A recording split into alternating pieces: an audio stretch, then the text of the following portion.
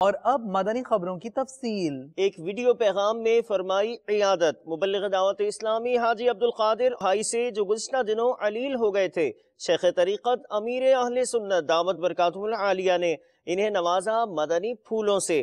آپ کے ریکارڈڈ مدنی پھولوں اور عیادت کی جانب بڑھتے ہیں۔ مدنی بیٹے اور عطیات بخش کے ذمہ دار حاجی عبدالقادر قادری، السلام علیکم ورحمۃ اللہ وبرکاتہ۔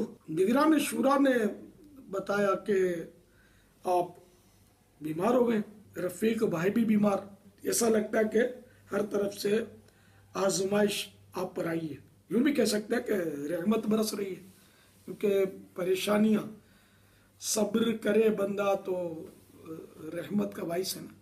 حضرت سیدنا حسن بن ذکوان علیہ رحمت الرحمن کو ان کی وفات کے 1 سال بعد بزرگ نے خواب میں دیکھا تو استفسار کیا کون سی قبریں زیادہ روشن ہیں؟